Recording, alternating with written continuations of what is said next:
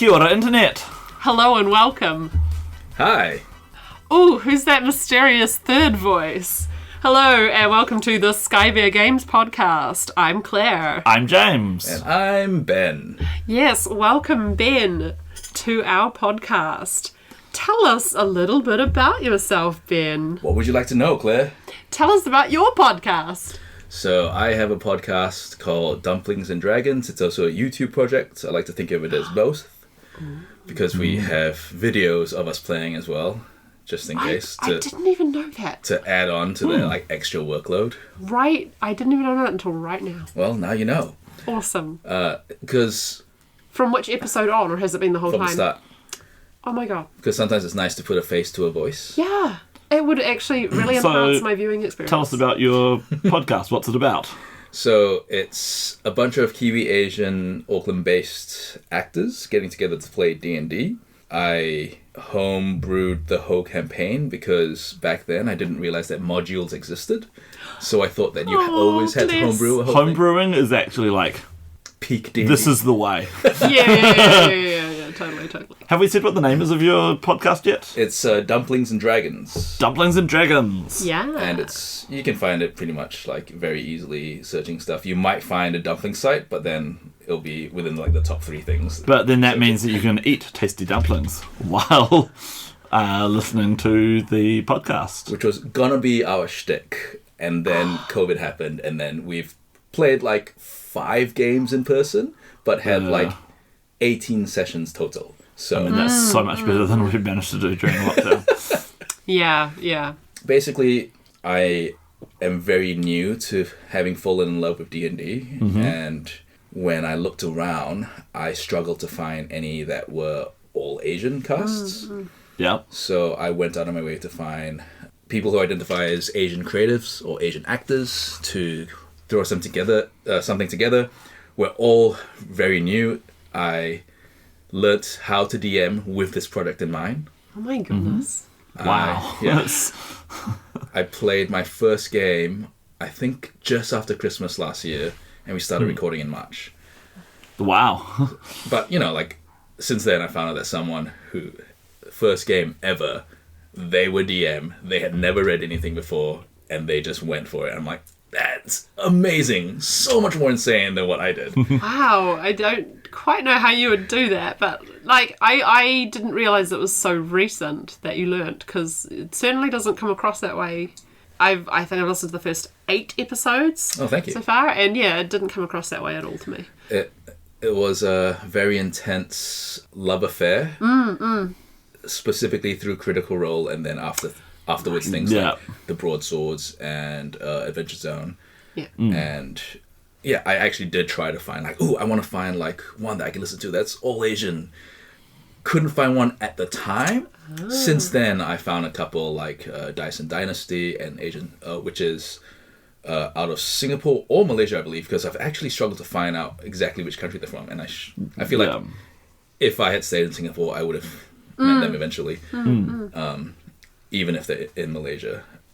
And Asians Represent, which is out of Canada, which doing a lot of good work. I feel like they've actually been consulted by Wizards of the Coast, and they recently did a thing on their main channel.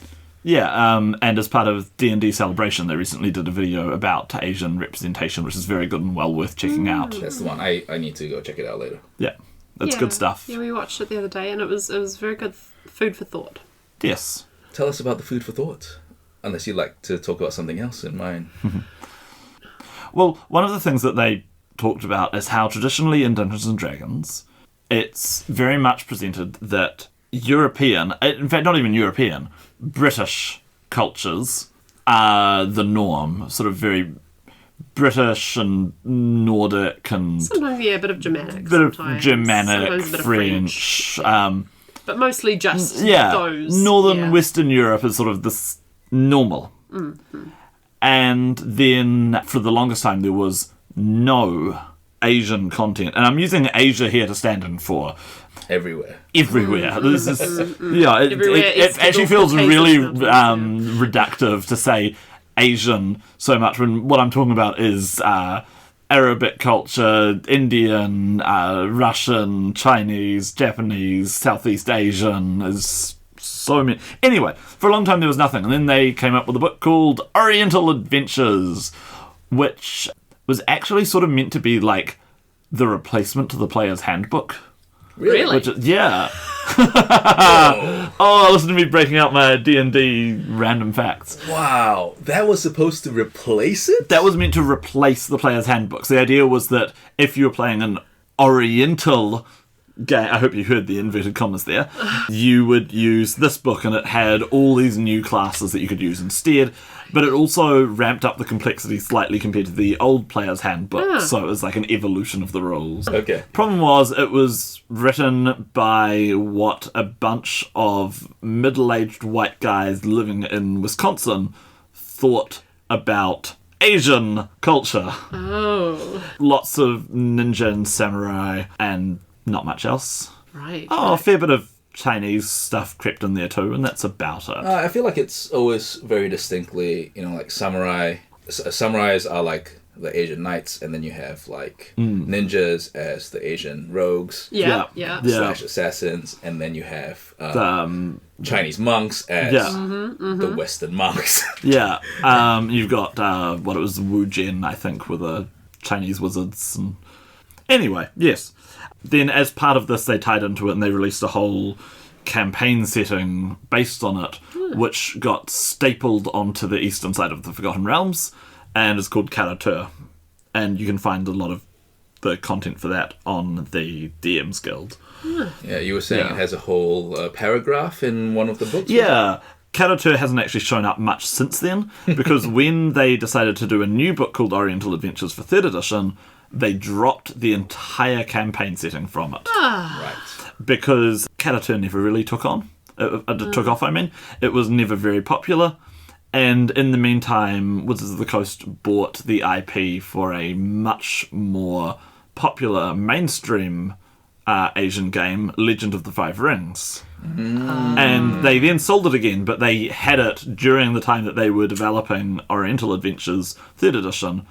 And so they used its portrayal of samurai and ninjas and not much else as the basis for their remade Oriental Adventures and dropped Karatur completely. But James, have you ever talked about how The Legend of the Five Rings was written by John Wick? Because that's pretty amazing. I just realised that. Are you for real? Oh, he's one of the writers. Oh no, he is the writer. He's the writer. Yeah. So Keanu Reeves strikes again. Yeah. Pretending to be Asian again. Yeah. Keanu. No. It's okay. So it's important to say he is. Because He is? I believe that he's half. Yeah, he is. Yeah. He is half Asian. And I don't remember so there's something what where culture he's... I want to say he's Hawaiian Japanese, but I could probably be incredibly wrong. We should probably look it up and fact check that. It's interesting to talk about when people say like, oh, but they have like an Asian lead, and then they're like 1/8 Asian. Yeah. Where I mean, I get this as a Maori person. because my the favorite whitest chocolate there is. my favorite person that has ever been like used to say like we're so diverse, we have a diverse cast is Rob Schneider. Are you What? kidding me? What is he? He is, I believe, a quarter Filipino. Okay. Yeah. And I found that really like it's both a moment of half wanting to facepalm and half being like, you know what though, that's pretty cool. But at the same time, Yeah. who boasts about having Rob Schneider in their movie? I think Reeves is of Hawaiian, Portuguese, and Chinese descent. so it's 2 out of 3. He 2 was out of 3 born in ain't bad, Lebanon. as they say. He was born in Lebanon. Real globe-trotting... To an English mother. Globe-trotting... Well, Keanu Reeves, we thank you very much for what you've done for a lot of us. For role-playing. Yeah. Writing the Legend of the Five Rings, Yeah. and also performing in the entire John Wick trilogy. I believe they're going to make a 4th one. Oh, at least. Anyway, yeah, so Legend of the Five Rings, another setting, much better developed and much more interesting, but still a whole lot of white guys got together and decided to write their stories about how awesome samurai are. And then Wizards of the Coast sold Legend of the Five Rings on again. and did not make another Oriental Adventures book. And so Karatura, the official Chinese, Japanese analog setting, has sort of dropped by the wayside and is barely mentioned. And so in 5th edition, it's just one short paragraph saying how it's very far away and is so exotic and has all sorts of cool magic that you can learn and cool treasures that you can steal and cool monsters that you can kill. Which is one of the complaints that in the Asians Represent episode that we watched was so many times. I think the guy bringing it up was specifically saying for Arabian contexts, quite often the descriptions will say like strange magics, stuff you can buy, and that's like the thing that sums up traveling to this place. Yeah. And of course, apart from Oriental Adventures, there was also Arabian Adventures, which similarly got stapled onto the Forgotten Realms, this time on the south. And it had a longer campaign setting based on it called Al-Qadim, which also fell apart. And is now just a short reference in 5th edition about how it's an exotic land full of different magic that you can learn, monsters that you can fight, and treasure you can steal. It's a very colonial idea about go to different lands, kill the people there, and take their stuff. Yeah. Well, it had a slightly longer life. It had some computer game, or at least one computer game, didn't it? Yeah. I mean, I do think it's fair to say that at the time they were doing their best. Yes. But like now, there's no excuse. No. Yeah. And I think that's something that's important to acknowledge because at least they were trying and at least they were like, I think this is what it is. Yeah. And so there's enough there where you can be like, okay, I'll kind of buy it. Which, for back then is actually pretty incredible because they could easily have not done that. Yeah. That's true. So, as a massive fan of Legend of the Five Rings back in the day... really? It doesn't show, James? No, how could you tell in this room full of boxes of Legend of the Five Rings cards with almost all the Legend of the Five Rings books? With a picture of you dressed as a samurai. With a picture of me dressed as a... Hey, if you go to Eigamura Movie World in Kyoto and they ask if you want to dress up in a costume, you say yes. I do want to say that as a fan of your podcast, one of my favorite things is listening to you go on like insane lore dumps that are just it's true though. Only you can only have come across out of sheer love out of many, many years. You said earlier, I think you said 25 years. 25 years for D&D. Whew. And I first got into D&D as I left primary school. Damn. But you were into like adventure books. I was before into that, right? adventure books. I had done role playing before then, and I had actually tangentially bumped up across D&D stuff in the form of Dragonlance while in primary school. Yes, I read the Dragonlance Chronicles. This is why you love Dragonlance so much. Much before more I than was it 10. deserves. This is why I love it so much more than it deserves. I feel like we would have been fairly good friends because we also had a lot of. We also chatted a lot about Lone Wolf, which was really huge in my understanding of gaming because I stopped playing video games because my dad started, which is something that throws a lot of people because my dad started playing and then I was like, they're not cool anymore. Oh my god, I started playing video games because of my dad. We obviously had very different. I stopped because my sisters were playing. Oh. And also we were always like at least 5 years behind the time for whatever console or machine we had, so I grew up gaming on an Amstrad for the longest time. Yeah, I think I was kind of lucky in the sense that instead of dedicating all my time to playing video games, like quite a lot of my peers... What are you saying, bro? I'm just saying that at that time... You're feeling personally attacked here, Claire.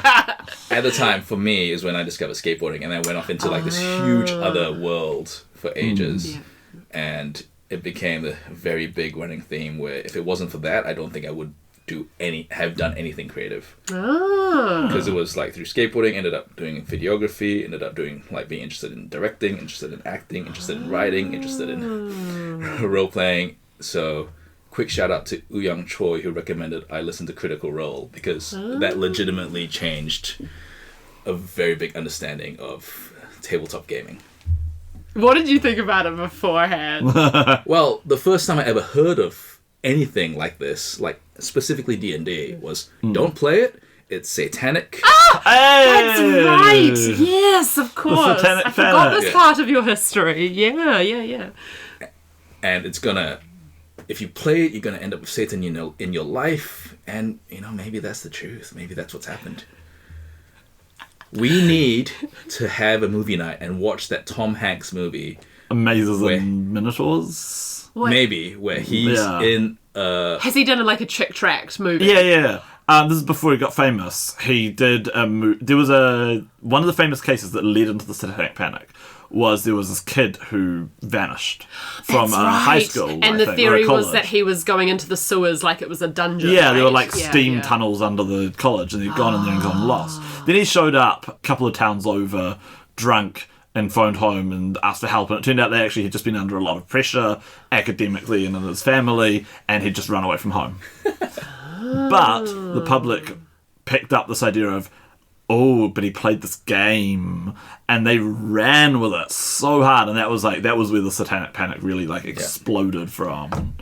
like, he plays someone who can't discern reality from the game, and so I think he almost jumps. I think he does jump. No, actually, you know what? So- We probably already said too much, but it's about- Spoilers! Maybe we need to watch this at some point. Maybe no one should ever watch this. No, ever. you know what I love? I love Dark Dungeons. What's the name of the group that did that? I don't remember, but it's It's a group who do like D&D movies, and they're really funny. They're like partly cringe, of course, because like the that's part of D&D the genre. PSAs that you just Sort showed. of like the D&D PSAs that I just showed you. Okay. I forget what the name of their main series is, because they did like a few other ones, didn't they? Where it's like they're doing a story as D&D characters. Oh, is this what, like The Gamers or The something? Gamers, thank you, Gamers! yes. But they did a You chick need to watch track the one. third one. It's about Legend of the Five Rings. They did a chick track one called Dark Dungeons, which is specifically like the plot of a chick track. Yeah. If you don't know what a chick track is, it's what's his name? Something Jack chick. Chick. Jack Chick. Thank you. Jack Chick. A Christian yeah. comics writer who would write these Evangelical writer. He And, made yeah. comics to sort of not just sell his about points. D&D, but also about like sex before marriage and like other things that All those fun things. other things that. But he did one about how Christians evil don't like, D&D yeah. is and how it will make He you did several. worship Satan. He did several. Wow. This guy sounds amazing. Yeah. I guess if you don't know D&D, you don't know Jack Chick. Anyway, Yeah. hauling this back on track. So, Yes, thank you, sir. Back- Where are we supposed to go? back Yeah, when well, I yeah. was getting into D&D back in the day with Dragonlance, I was talking to Claire about this before, and I realised in the world of Dragonlance, there's one area which is like the Arabic people, actually very specifically the Lawrence of Arabia people, because a white saviour comes in and leads them. Of course. There is no one in Dragonlance who comes from further east than the Middle East. And also, yeah. they have sort of like North Americans, but they're like pretty whitewashed. The blonde-haired North American Yeah. lady is one of the major characters. But yeah, there's no fantasy Russians in Dragonlance. There's no fantasy Mongolians. There's no fantasy Chinese. There's no fantasy Japanese. There's no fantasy Polynesians. Polynesians. There's no fantasy not even Southeast Asians. Not there even is fantasy nothing. Africans. That's usually the first go-to, right? Oh, there are Is- black people. Oh, okay. There are black people. Are they always evil? No.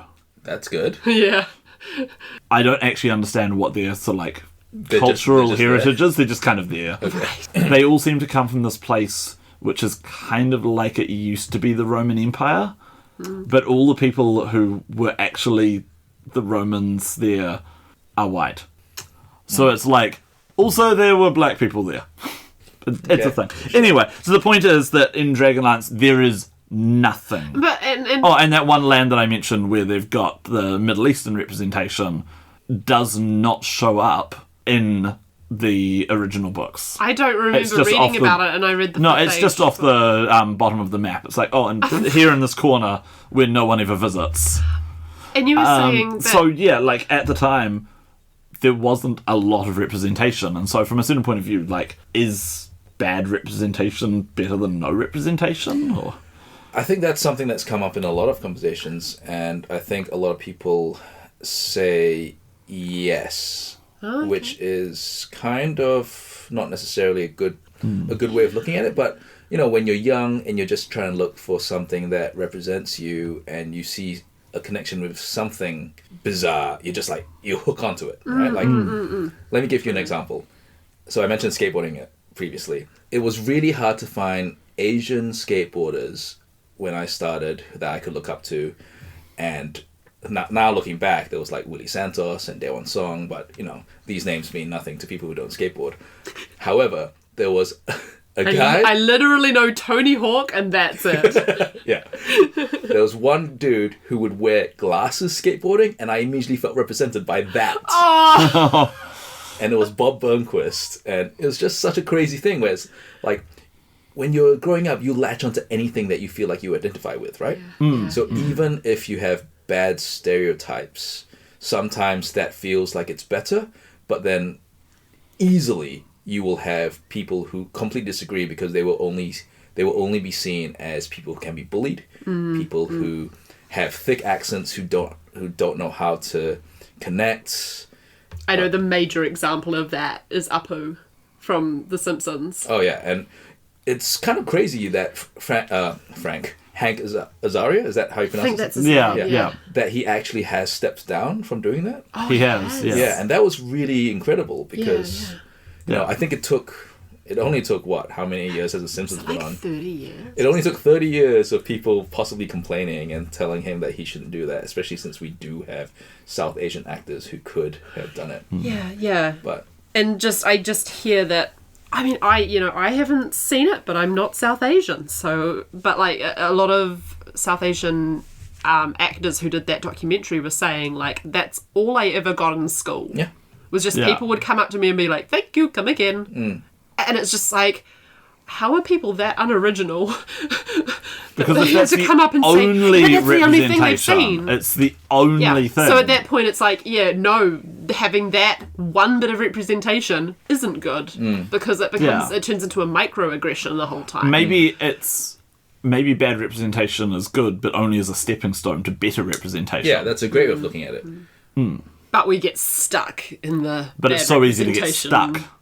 part, the tokenism, Like, one thing that's really interesting, being someone who started acting first and then got into role-playing games, was that the representation between Asian men and Asian women was always very, very different, to the point that sometimes you can't really, they can't see each other's point of view. Where Asian women are generally hypersexualized and Asian men are always usually invisible. Unless they're martial arts masters, and then True. and then they're still non-sexual. Yes. Which who was it? There was someone, I think it was Eddie Huang, who Fresh Off the Boat is based on his life, and he made this comment about how I think it was Romeo Must Die, if it had been a white dude or a black dude who knew martial arts, they would have ended up with I want to say Aaliyah. This might be wrong, but but because I haven't he's seen Asian, that, so. they don't even hold hands. Oh my god! I think you're right, because I remember the music video for that, and she's there with They just kind of have these moments where they look at each other, and that's it. Yeah. Like, wow. So a lot of that, it damages. There's a lot of psyches that have been damaged for sure because of the lack of representation. So if we just bring it back to Dumpling and Dragons for a second, even though it's just something that's a bunch of me and my friends getting together to play a game that we're all really new to, I just want to have people who are able to watch us make mistakes because we're new to it. And I definitely have friends who always tell me whenever I get something wrong. But I appreciate do you it. though? Because my attitude is that the points are made up and the rules don't matter. Which is what you start every episode with. Oh right, I just thought it was the quote from Whose Line Is It Anyway? It is, and I'm a huge fan of Whose Line Is It Anyway. It was a wonderful show. Yeah. So just the fact that you get to see people playing, and to my extreme delight, we have a majority female cast, which is way, way cooler to have with a mix of energy. Yeah. I'm already super stoked that both the male players are on the age spectrum, as in the youngest player and the oldest player, which is really cool as well. And it's just so wonderful to have that sense of diversity, even though I went out of my way to find Asian players who are actors or who have been in the industry before. And that allows for a different discourse that I don't think would happen if everyone looked exactly like me. Yeah. So I'm really glad that that's how it kind of worked out. I was very surprised that it was so much harder for me to get male players than it was for me to get female players. That's interesting. Because I think there's that stereotype that girls don't play games, Yeah. which is definitely rubbish. Yeah. But Are we going to have to take that one on in our next thing about stereotypes and D&D? Maybe. Yeah. I'm certain that some of my players would be super keen to be involved in this. That'd be cool. Yeah. I mean, I just, I think one brief anecdote on that, like, didn't you get hit on a lot more when you played a chick in World of Warcraft? Okay, hit on a lot more. Hit on at all. Yeah. When you played a chick in World of Warcraft.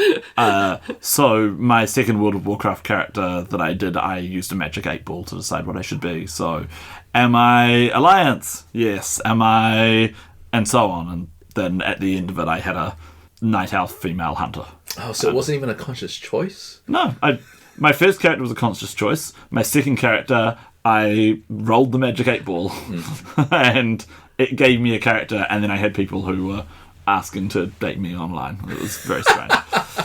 And they got very upset whenever I said, I'm I'm a dude. I'm a dude. Dude, I'm a dude. I'm a dude.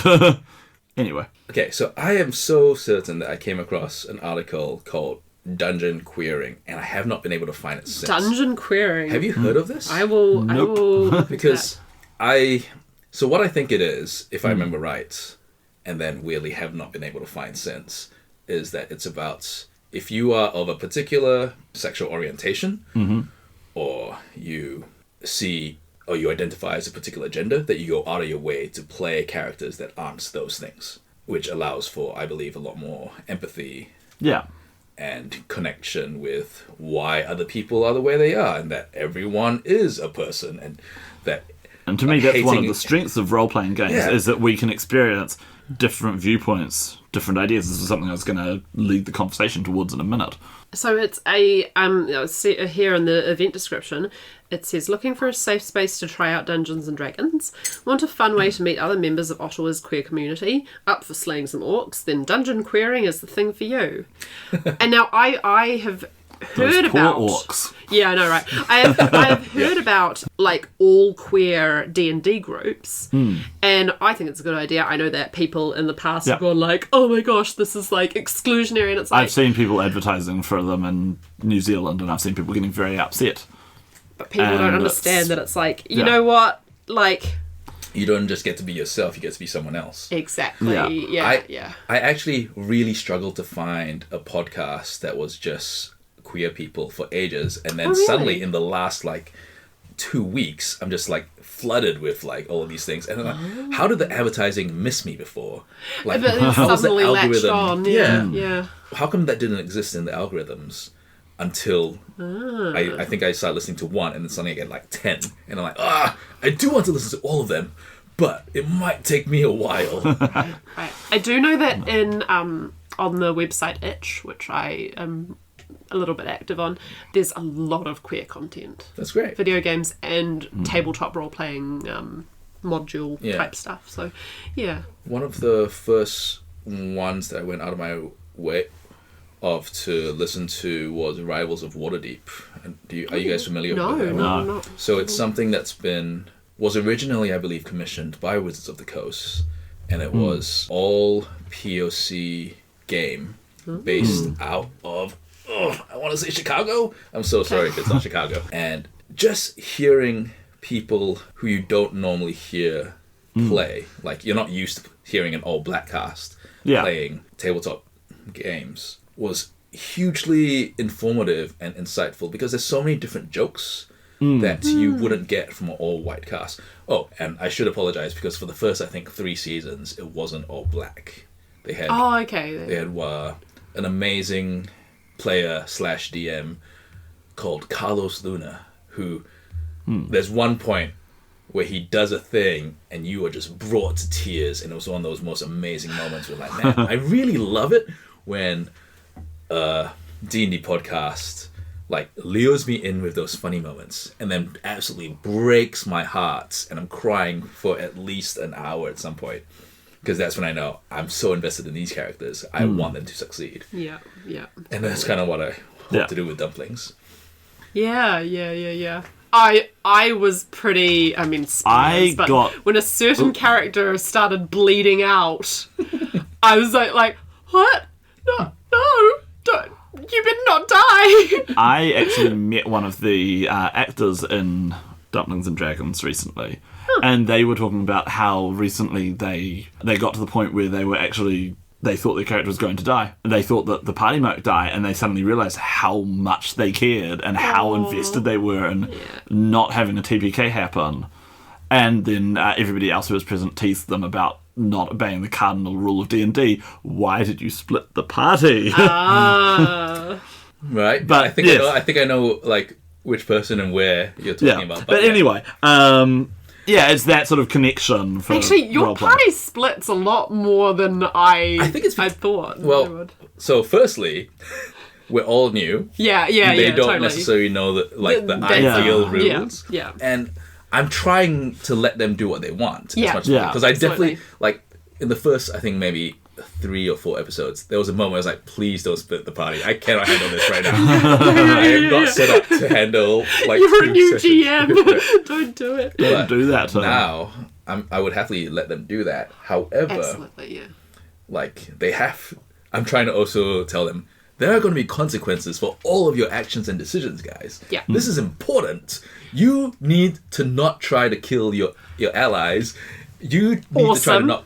You need to try to not kill each other, and you need to try to not kill yourself. Otherwise, you definitely won't be able to achieve your goals. I'm glad that you're going anti-murder hoboism and that thing. I personally don't subscribe to the rule of don't split the party. I think do what makes sense for the story, for the characters, and if you're a DM the who's game playing rules by might the force rules, you like, some ways, but like fight back. If you've rolled up all your encounters ahead of time for a 4-person party and then they split into 2, like your players are gonna die because you've already rolled up your encounters. But if you're a bit more flexible, but it's hard when you're just starting out, right? So what have you had to do for your game? Are there any ways you've had to change the world or the mechanics or the assumptions in D&D to match the sort of story that you want to tell? Or The story that I want to tell, or like are there any ways in which like D&D is it fighting too against Eurocentric you in or is any way? fighting against what you're trying to do? I'd say that one way I'm trying to approach it is that I go out of my way to have characters that are as diverse as the world that I know. Right. And so if you see humans or elves, they might not all be white. They might not all be straight. They might not all be male. Which is what happens, I feel like, in a lot of podcasts. Or just like other projects in general. I really wanted to make sure that there was a balance of at least badass female representation. So I try to go against what I think is a norm. That's a good way of doing that. Yeah, and I try to also explore different characters that I haven't really seen before. So even if they just have a random encounter, I mean, like, they haven't seen a Loxodon monk. Here's a Loxodon monk. Go. Cool. I always notice that my innkeepers are always male. Always. I did it again. I did it in the Discord, and then I did it last night when I improv'd a innkeeper with you. I saw a thing recently. I think it might have been one of the comments on the video that we were talking about before, the Asians Represent one, where they were talking about how to create your NPCs that you have come up. What they said is, for every NPC, ask yourself, is there a reason why this character needs to be male? And for male, you can actually read any sort of like default assumption. Is there a reason why this character needs to be male? Is there a reason why this character needs to be white? Is there a reason why this character needs to be straight? An actual good reason. And if there isn't, make them be female. And the reason is, so often when you're not thinking about doing that, you will just have your innkeeper be male just automatically. And so because you've got that unconscious bias in one direction, this helps to push the balance back the other way. And they also say, if your reason for making this character be male is because I made the last 4 NPCs the party met all be female, that's a good reason. But yeah, I thought that was a good argument, and then they'd say you can extend it to say, okay, is there a reason why this character should be straight? No? Okay, make them not be straight. Is there a reason why this character should be white? No? Make them not be white. Well, I think that as a creative of color, it's very obvious to me when things aren't diverse, and therefore I try to make things different. Yeah. But even within the game, we had an amazing situation happen where one of the players ended up championing a differently abled cause. That in the moment, I was like, no, don't do this. And then, because I think of a role, now they've ended up changing a whole setup of how I built the world, and they've ended up changing a deity and how I've imagined there to be. I imagined there to be a deity of knowledge, who is also the deity of anyone who is differently abled. And that's a huge thing where, at the time, it was a blind spot for me. But then now seeing there's so many people talking about combat wheelchairs. Yes. I haven't heard of this. There are people that are kickstarting miniatures for which is spiky amazing wheelchairs. But also, if you want any inspiration for combat wheelchairs, watch a real life documentary called Murder Ball about wheelchair rugby. Oh, It starts off that would be brutal. with a guy who looks like he plays in Limp Bizkit, but he doesn't have a use of his legs, and he, with his wheelchair strapped to him, is doing pull-ups. It's incredible. Oh my god.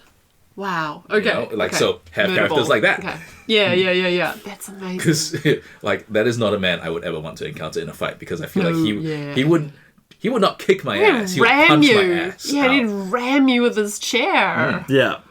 Jeez. Yeah, I remember there was a guy who was in a wheelchair when I was in high school. A really cool guy. And he was built. He basically walked with his arms, exactly. Right? So he was built.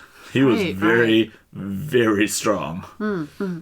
Yeah, and I had the fortune of, when I moved here at the age of 16, one of my friends was in an electric wheelchair, and he, kind of hanging out with him and just hearing his side of the story was really interesting, because he kind of showed how differently the world was for him than for anyone who wasn't in a wheelchair back then. I can get that, yeah. Yeah, and, until that happens, until you have that conversation with someone who needs a wheelchair ramp, you don't ever think of the need for a wheelchair ramp.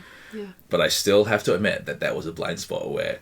my player championed for having a wheelchair ramp in this fantasy world, it's like, why are you doing this? And now I'm so glad that they did. Yeah. So it makes you think in a different way and consider new things. And that to me is one of the strengths of role-playing, is that you can be a different person. Yeah. And yes, you can be an elf or you can be a dwarf.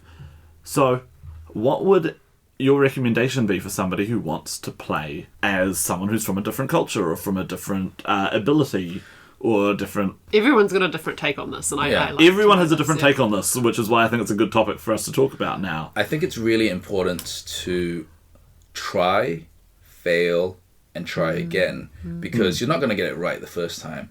But I think it's the biggest difference is when you're trying to play a character to make fun of them, and you're trying to play a character to celebrate them. Yes, that's a really good point. Because even if you try to play a character where you think, oh, they're just the butt of the joke, it's fine, it's no big deal, that can easily become incredibly racist or ableist or sexist, right? But if you're playing a character where you might get the accent wrong, you might get the culture wrong, but you built them as the cool character, that's incredible. Yeah, always protagonizing the character. Yeah. I have to admit that if we go back to this bit for a second, because it's probably the biggest failing that I can see in the campaign so far, is that when the player pushed for wheelchair access in this fantasy town that couldn't afford wheelchair access from all of their buildings, I was like, okay, you know what? This is a fantasy realm where magic is available. there aren't going to be that many people with injuries, which is a huge mistake on my point, because I was like, of course there are. You're talking about adventurers who will regularly lose arms, legs, more, and then if it comes down to magic that can heal them or restore their limbs, what if they don't have access to that? What if they're not rich enough? Magical accidents too. Yeah. What if half their arm gets turned into stone and they rip their arm off? Yeah. See, this is something where I feel that D&D doesn't really support you in exploring these things, but being real people who live in a real world makes us consider things that D&D might not. So it's good for us to consider, okay, what does happen with this? Because there will absolutely be people who are differently abled. Let's just because we were talking about this earlier today. Let's just strip it back to like we were talking about. A game sets you up to do the things based on what its mechanics. So like you do the things in the game based on the mechanics. Sure. The mechanics inform what you do. So D&D is a game where violence happens. Because that's what the mechanics set you up to do. Yeah. Sure. Every character class is basically how does your character approach doing violence to people. Sure. But those aren't the moments that you fall in love with your Exactly. No. Yeah. So, like, I've found it really interesting that there are people who absolutely cannot stand, like, the shopping sessions, the sessions where your characters have downtime, because I find those moments those are the moments where you fall in love with your characters, or you fall in love with the characters of your party members, because you're like, whoa, I never knew that they thought this way or something. Yeah. And, like, sure, it's cool to have... I mean, we've been raised in a society where violence is cool. There's kind of no way getting around that. Yeah. And to some extent it is, but if it's only violence all the time, you never really get to learn what they're really like as people. Yeah. Absolutely. Which is why I feel like even in any action movie, the down moment, the downtime, the moment before the war is probably the most interesting moment. Yes. Where you think of like, there's a scene in Lord of the Rings where Aragorn looks at, I think, a 16-year-old brandishing a sword. Yes. And he says, that's a good sword. Yeah, You know, like, and he gives them confidence. Yeah, and it's- inspires them. It's such an interesting thing to think about when talking about it after watching it with friends. And you have a lot of jock-type characters who are like, why do they have that moment? I don't understand. And you have a lot of empathetic people. So I shouldn't have said characters before, but a lot of jock-type people in my life who are like, why do they even have that moment? And a lot of empathetic people who are like, that was such a good moment to have. Yeah. Because you can have flashy fight scenes all you want.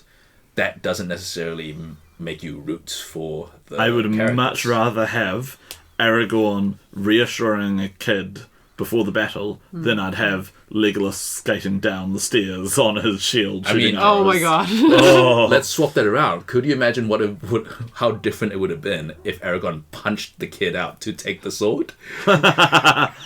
how many D&D players would have done that? Yeah, I know, Yeah. right? You would, and it's funny because like when you're in the game, you think, oh, that's kind of funny that you're able to like punch down, but when you watch it happen, then it becomes incredibly Yeah. inappropriate and just so hard to watch because Well, I you're would like, hope so.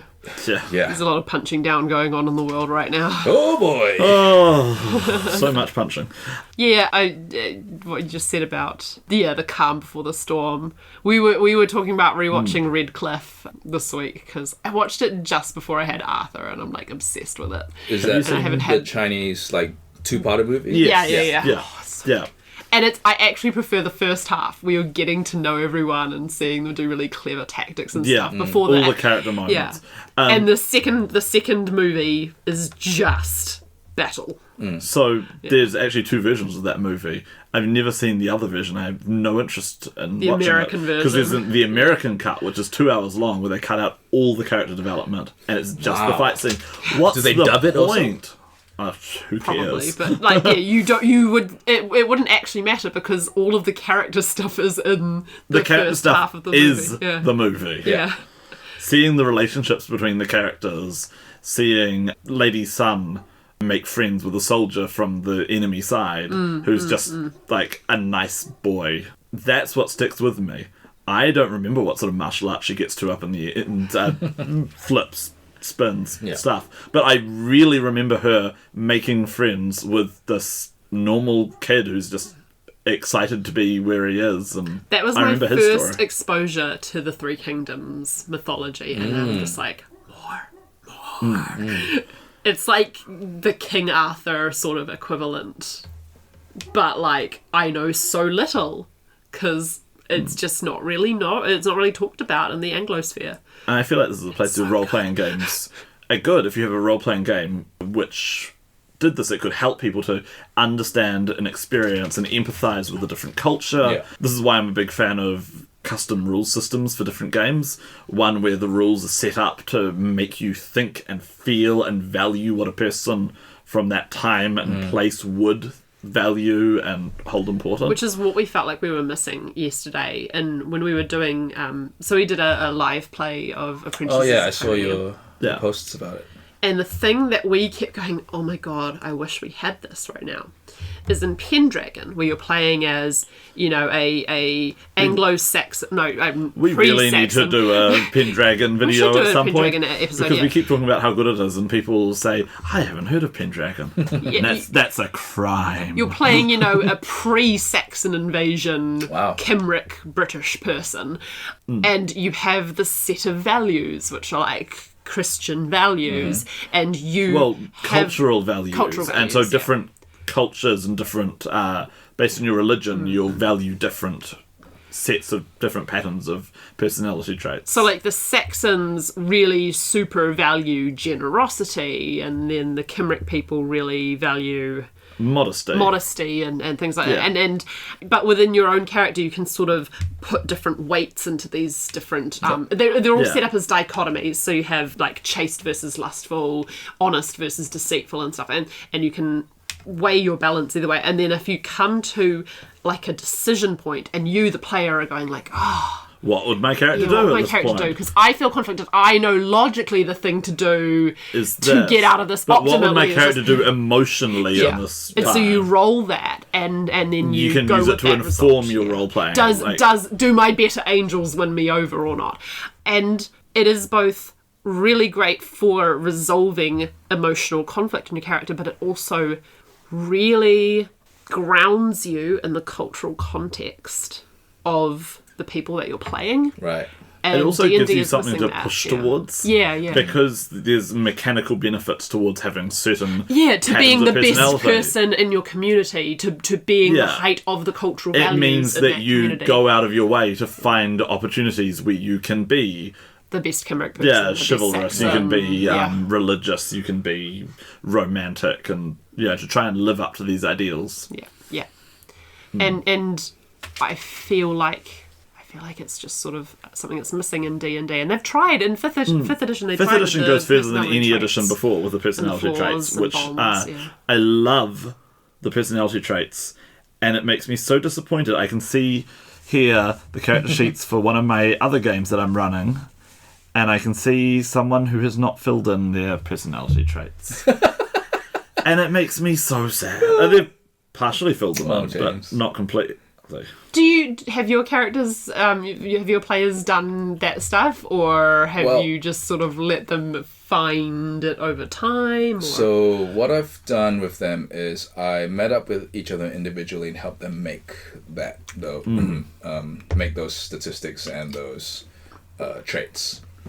And ultimately it was like, this is what I think your character sounds like they would be like from what you've told me you want to do. However, these are all just guidelines.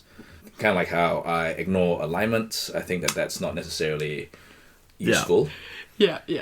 Oh, absolutely. It's just we're agreed with that. It's also just something extra to keep track of, and I don't have time for that. Yeah. No. I think alignment is really useful if you're playing, like, Planescape, which is a D&D setting. By the time you get up to Planescape... about alignment. By the time you get up to Planescape, you will know, because you'll be level 10, you will know who you are, and you will know your alignment. But in most worlds, actions. alignment is so reductive and pointless. Yeah, because someone will go, I'm lawful good, and then they'll go around murder hoboing, and it'll be like, no, you're clearly chaotic neutral at best. And on that note, come play in our game at Armageddon, Oh, where yeah. you can choose whether you're going to be part of the militaristic, lawful good bronze dragons or the artistic, cultured, lawful good silver dragons. When these two factions go to war, they are both lawful good.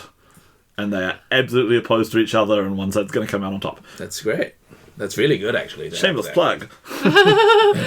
I mean, it's your podcast. Of course, you can do a shameless plug. Yeah. You could do an episode that's only plugs. We'll do a plug review. And this is the plug I use to connect the power here. James. Bad joke. This is what I No, have that's to so sweet, so innocent. I've been really enjoying this. Is sort of in some ways, every now and again, it's turned into a bit of a well, it's not a retrospective. It's like a mid-spective Sure. of dumplings and dragons. Dumplings and dragons. That was the other possible name Yeah. we could have gone Dumplings with. and dungeons. Yeah. Dungeons and Dungeons and dumplings. dumplings. Although it just sounds like an Asian-themed BDSM club. That is true. Dumplings and Dragons does sound better. Dumplings and than- dragons is better. Yeah. Yeah. And also Dungeons and dumplings. the logo is so cute. Yeah, huge So, shout out so to Mika Turnbull, who is an artist down in Wellington that I got in touch with, and I just really wanted everything to be cute because I knew I wouldn't be running the games that way. Yeah. So you said you did a little reflection on something you felt it didn't work. What's something you feel really works? Something that I feel has really worked so far is giving the players cool characters to interact with. And so I have a friend who I refer to as my DM fairy godmother, Tom Wardle, who DMs for Danger Team Go, which is an amazingly hilarious local D&D podcast. And he said something that really stuck with me. It's like, when your party spends their spell slots to heal your NPCs, you know that they really care for them. And Yeah. I think we've just crossed that milestone, which is really, really amazing, because now it's good to know that those characters are important to them. Because now I can manipulate them emotionally and send them on quests. See, I'm a sucker. I'm really easy. You throw any NPC into danger and I'll be like, Yeah. must save. Which is I think the trick is, though, you got to balance. There's always that sort of desire when players are like, oh, a thing I like, that you as the GM are like, right, now I must torture you with it. And I remember talking to a friend of mine who talks about how every character in his game is basically this sort of emotional wreck because all their family members have been kidnapped or killed or betrayed them, and or they're all injured in so many ways. And so I think sometimes it's also good to remember to like yeah, totally. But I think reward them for their bonds. it also depends on the kind of campaign you want to run, right? Like, Yeah. Because there's a huge difference between having a campaign that's everyone has a tragic backstory and a campaign where you have one character who just is suddenly an adventurer because they got into what was it? They threw a tomato at a goblin and now they've ended up on the road because they can never show their face in town again or something. Something random that I saw on the internet, which I I like thought was that. super funny. And like you know, you have like that one character, even if they're not the comic relief character, that's great. That's a great starting point. Yeah. I mean, the character that I play to this day started off as a joke of like, what if like Crocodile Dundee was a druid? Yeah, That you've talked pretty about much this it, one. yeah. Yeah. And it's now like, they're a wonderful, deep, fulfilling character. yeah, like D&D, it's a wild ride. But that's, Role playing in general. I mean, that's the case for anything that we fall in love with, right? Like, We form these attachments. yeah. I mean, when I first started listening to Critical Role, it was just because of the jokes. And then I remember there's a huge plot twist and I found myself crying. It's like, why am I freaking crying over this stupid game where people just sit around and talk? What's wrong with me? And then I realized it's no different from like crying when there was a crazy death in something like Game of Thrones or like in any TV show or movie where you really feel for the character and then they're suddenly not there anymore. Yeah. And that's great because we definitely need way more empathy in the world. Yes. Yeah, absolutely. So actually I'd like to go back and talk about how, like, if you are, you know, like if you live in an all-white community and you don't have access to any friends of color, and you decide that you want to play characters that are of color, play those characters. You know, find ways to empathize with them. Find ways to be the best version of them that you can be. But if you live in a community where you have one person of color, that person doesn't owe you any explanations of like how their community is, because that's probably an exhausting existence where you have to constantly explain who you are, why you are the way you are, and why your culture is different, and that can be incredibly tiring. Totally. Just ask strangers on the internet. Strangers on the internet will help you with almost anything. For the most parts, unless they're trying to troll you. There's also bad strangers on the internet. They will troll you for anything as well. Yeah. But I was going to say Reddit's a wonderful place, but it's also the asshole of the internet. Well, so. you know what's also and a wonderful place? some people like assholes. Yeah. The library is a wonderful place. That's true too, yeah. Says the librarian. The library is a great place full of helpful people. Yeah. Yeah, go and quiet your library. They're probably going to help you at the very least. They can tell you which book to borrow to help you with this thing. I can definitely say that Auckland libraries are they try to be very inclusive.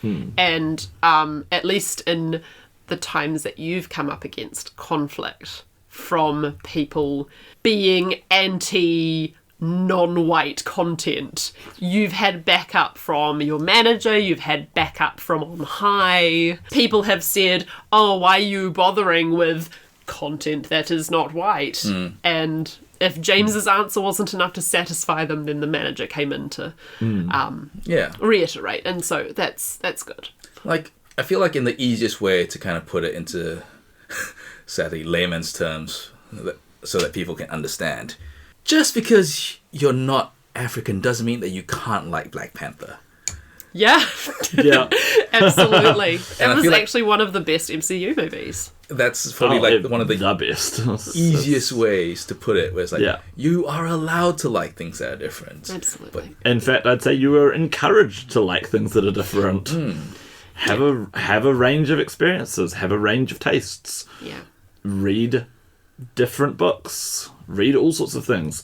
Read a book by people of different colour, different ethnicities, different socio-economic backgrounds, different times. Follow different them on genders. social media. Well, depending on the time. Well, no, but also so something that my girlfriend pointed out to me that was really cool was like, if you like a particular art form, let's say comics or TV or certain TV shows, then if you want to expand your understanding of that world, go and follow the creators and other creators like them.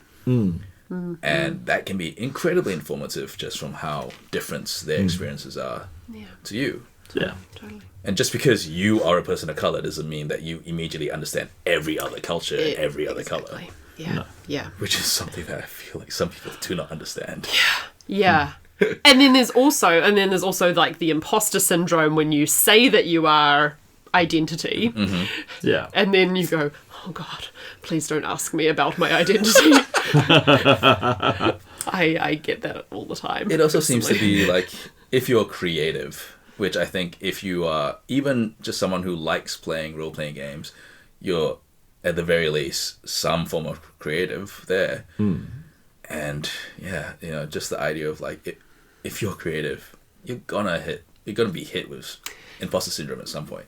Absolutely. And even a lot of people who don't see themselves as creative, it's amazing. I don't know if it's our generation. I don't know what necessarily our parents' generation felt like, but so many of the people that I've worked with in both of my careers, software and teaching, there's a lot of imposter syndrome around everything. Yeah. We're sort of like the imposter generation almost. Like, oh, we're adults now? Okay. Let me adult then. We definitely need to normalize that a bit more. And Totally. Yeah. I think one of the best stories I ever came across was Neil Gaiman talking about it. And you guys might or might not be familiar, but he talked about how he was invited to, I think, the White House, and he found himself talking to an older gentleman in the corner of the room who didn't want to who didn't feel like he deserved to be there. Oh. And he was like, look at all these people who have done so much because they're like, very important singer-songwriters, very important actors, very important poets and authors and whatnot. It's like, what have I done? And then Neil Gaiman says to the man, sir... Oh, sorry. First he says, all I did was go where they told me to go. And then Neil Gaiman turns to the man and says, sir, yeah, but you went to the moon. And I love that story because if Buzz Aldrin can feel imposter syndrome, then everyone is allowed to feel imposter syndrome. That's amazing. Yeah. I personally try and harness imposter syndrome and then let that nervous energy launch me into pretending I know what I'm doing. I think that a lot of people find that. This is definitely how it felt when we first started this podcast. It was how I felt running my first Kickstarter. It was how I felt. It's how I still feel releasing video games out into the world and GMing for you last night. That is the best solution to imposter syndrome is pretend that you're a person who knows what you're doing. And if you pretend long enough... Role play that you are a competent person. I think there's been a whole plethora of tweets about this, and it's approach the world as if you are an average middle-aged straight white man who feels like they know exactly what the world needs. I don't know. I feel like you could be a bit of a dick if you're not careful. Oh yeah, definitely. But I feel like depending on how you harness that, dare I say it, dick energy. Dick energy, yeah. Depending on how you harness it, you can use that energy for good because you can be like, no, I deserve to be here. I deserve to. Maybe you do need to stand up for yourself sometimes. Because I feel like we're so, like you said, this generation is so good at putting ourselves down because we feel so inferior. And a lot of it has to do with, no, we deserve a place at the table. We deserve to have our voices heard. And the easiest way to do that is to fail until you succeed. And so many people just fail once and then they'll decide, okay, I'm never doing that again. Yeah. And so many of the people who have been at the table are there because they've been failing over and over and over, and no one knows any better. Yeah, totally. So before, when you were saying how hard it is to sort of understand how the other people have been doing D&D for so much longer, what you've just said is what I wanted to say to you, but didn't know how to say it. Yeah. Oh, it came full circle like that. It's also interesting because I do want to say something that I brought up. We were playing when the Black Lives Matter movement happened. And because of that, I remember saying, all we're doing is playing a game in a tiny corner of the world that we hope we will be able to find people elsewhere in the world who might watch it because they feel like there's something they want to follow. And if you don't like what we do, just don't follow us. It's that simple. But I did want to say... I lost it. Are you talking about how, having that moment related to imposter syndrome of feeling like what you're doing isn't important or it's not the issue? Thank you. A little bit like that. It's more like that if you're a creative of color, a lot of people will be like, stop making your art so political. But the problem is that if you're creative of color, your art is political by nature because you as a creative... is political. Exactly. Everything is political. Everything is by political, nature. and anyone who says to Some you... of us just have the ability to pretend that it's not. Here's the thing because I always the default structures are set up in our That's the favour. thing. Here's the thing that I like, my rubric for when anyone says to me, or I hear them say it to say Beyonce or someone, stop bringing politics into your thing. It's the reason why they are saying that is that they're coming from a position of power. Where they can ignore it. Where they're saying, that's not important. Yeah. Where they're saying, I'm comfortable. The current I don't political need you structure supports me. Yeah, exactly. So, I'm perfectly comfortable with things the way they are. Why are you trying to change that? Yeah. And that actually feeds back into how, it's a bunch of Kiwi Asians playing a D&D game, making it available on the internet. And like everything on the internet, you're going to end up with people who criticize you and tell you that your stuff is wrong or you're playing D&D wrong. And I'm like, That's fine, man. Just have you run into this? Really? But largely, it's just like, well, if you don't like it, go watch something else. I'm sorry that this isn't for you, but like, you don't have to watch it, and you don't have to watch it and keep watching it and hate on it. You can just stop watching it. Okay, so a bit of shop talk here. Sure. So this is really interesting. So you've actually had criticism. We haven't had any. And I've been waiting for it. No, I've been waiting for it because, like... I feel like it's because we've only got such a tiny... Yeah, we do have a very tiny audience. But, like, you know, I just know that when the attacks come, they're going to be at me. Yeah. Yeah. Because you're a game designer who's a woman. Yeah. Yeah. And you're... And I'm outspoken. Yeah. I was going to say also, like, you're half white. Yeah. I'm not quite straight. I'm not quite female. I'm not quite white. Oh, Claire, how dare you do anything at all? But why you gotta exist so politically? I know, right? But, like, so I've just sort of, I've just been waiting for the day where the inbox will be full. They will not come for you because you are a straight white man. And with the, like, if I wanted to, I could be the gatekeeper for them. It's so funny when you're like, he tells himself off regularly for gatekeeping. Nerd gatekeeping. I don't want to gatekeep. Some people might come for you, but it will be a very different playing field. Yeah. And I think ultimately what it might be is that I hope that you find the people who will identify as fans of the podcast instead of the trolls, because if you find the fandom, then people will be like, oh, I love Claire. I love what she does. Because I feel like that's more important.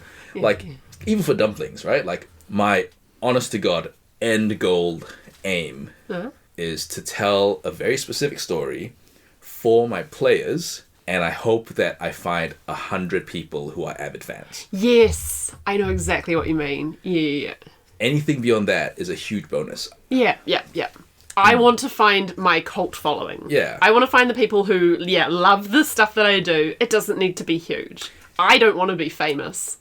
But I want someone to, love my games in the same way that there are games that I absolutely love and will replay and replay. Have you heard of the musical Title of Show?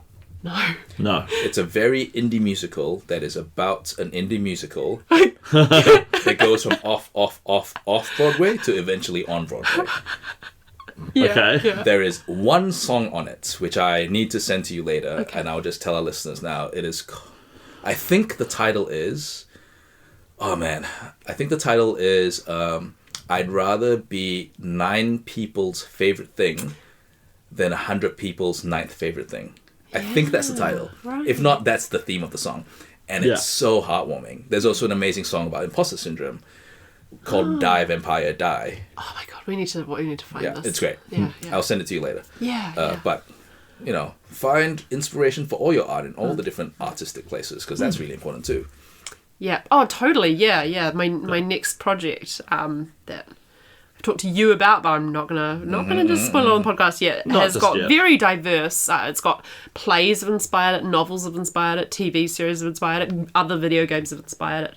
One of my favorite things to do is like find a niche thing that I really like and fall down that rabbit hole for like a few days, and then like come out of it and be like, oh, I loved doing that. Like I think something like, binge reading questionable content, the webcomic. Yeah, I haven't read that for a long time now. Yeah. There have been 1 or 2 people on like Steam, or they'll find me on Facebook, who have come from the game and gone, I'm trying really, really hard to 100% the achievements, but I'm just having trouble on this part. Can you help me out? Can you clarify in the walkthrough and stuff? And it's just like, thank you. Yeah, that's incredible. It means so much that you're trying to 100% my game, because I am also someone who 100%s people's games. And like, thank you for going to that effort. And and it's not many people, but like, that means so much. It's so cool when you are obsessed with something. I find it very hard to be on the same level with people who are not obsessed with anything. You might not be obsessed with something that I can understand, but if I can see that you're obsessed with one thing, I'm like, I understand the kind of person you are. Yeah. It might be martial arts, it might be cooking, it might be extreme sports, it might be painting. Heck, I don't know. It might be like, what's the most random thing I can think of? Dragonlance. No, that's not that random. Nerds are gonna rule the world, right? Like Bill Gates has taught us so much. that girl. That's gonna be a new D&D character at some point. Yeah. Carry on. Yeah. No, we just have to end on Gil I think it needs to be my drag character. I think I need to, like, you know, get some very thick-rimmed glasses and, like, some woolen sweaters and... Black turtlenecks. Yeah, and be Gil Bates, I think. I think that's going to be my drag character. There we go. Well, thank you very much, Ben, for coming here tonight and talking to us about your podcast. Thank you very much for having me. My name is Ben. I'm a long-time listener, first-time guest. And what is the name of your podcast again? For the Dumplings and Dragons. Yeah. And really good. come find our projects online. Follow all the players and the creatives in it. I'm very fortunate in that pretty much everyone involved in the project is a pretty close friend. Even if they weren't when they started. So it's really cool. Yeah. I love that. There's another aspect that just brings people together. It does. It's a really fun listen. And, wow, it's going to be a fun watch. Now that I know I can watch it, I'm really excited about that. Cool. Okay, Well, I'm going to sign off. And that's us James, signing off. do the thing. Keep gaming, everyone. You remembered! Yay! Did you mean like keep gaming everyone or keep gaming everyone? Keep gaming, comma, everyone. Yes.